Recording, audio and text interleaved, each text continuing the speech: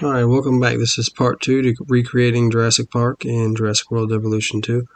So we have the helipad kind of set up here with all the rocks around it and everything.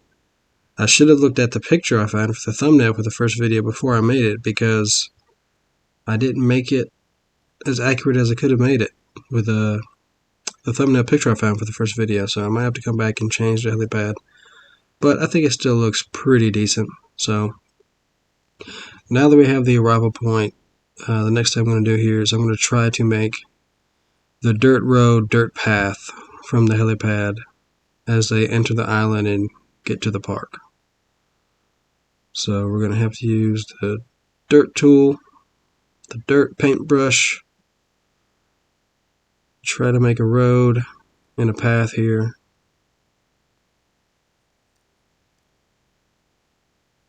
And this is my first time on Sandbox, my first time ever really trying to create anything unique purposefully in the game. You know, with campaign, chaos mode, and the challenge maps, I really didn't take notice or part in how anything looked. It didn't really matter. The only goal in those modes is just to complete the objectives and 5-star the parks or whatever you got to do to unlock everything. So I haven't really played around with a lot of this stuff. And I was surprised, like when I first started making this, the first video, I noticed the shale paintbrush is gone from Jurassic World Evolution 1, which is a shame, because I think the shale rock paintbrush that was on Isla Pena in Jurassic World Evolution 1 was the best rock paint tool that we had, and it sucked that it was restricted to just Isla Pena. And I was really hoping it was going to be in this game. It should have been in this game, and I was hoping we were going to have free access to it to use it wherever we wanted to. That would have made the helipad look a lot better, because the gray rock looks a lot better than the dirt brown rock paintbrushes that they gave us. But as I said before, we just got to make do. So I imagined, you know, there being a kind of worn out dirt path where the jeeps would come to pick people up from the helicopter. Then you have the dirt road, and lots of saves, guys, lots of saves. I always like to save these things as I'm building them, so if I don't like it, I can go back later and redo it. Or if I decide to recreate a park again later, I can go back to whenever I have whatever point of the park finished that I liked, and then redo it from there and make it a different way and make it look slightly better, or whatever I want to do with it.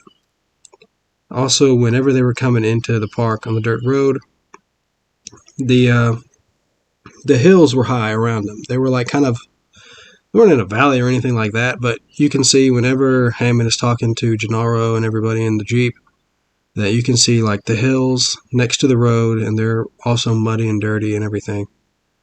So that's what I attempt to do here, is try to recreate that little dirt road path with the muddy hills and everything.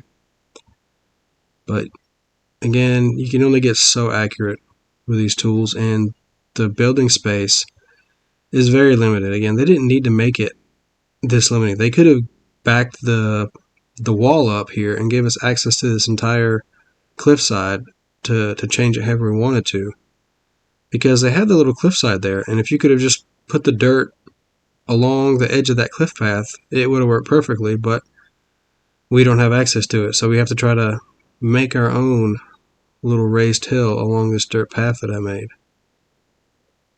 And this stuff takes a while, just trying to terraform things. And again, like I said, I haven't messed around with the game very much as far as trying to terraform anything, so I'm getting to know this game as I'm making this Jurassic Park version for the first time.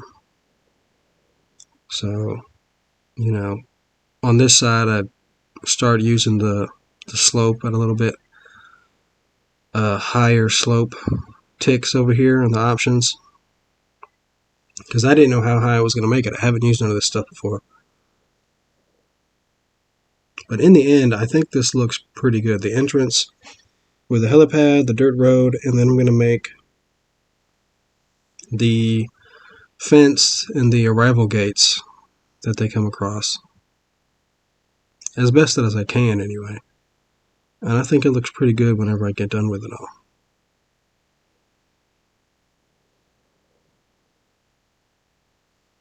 You see, we have access to more on this side than the other side of the path I made. But yeah, I'm going to just go ahead and let the video play out, speed it up, and then we'll get to part 3.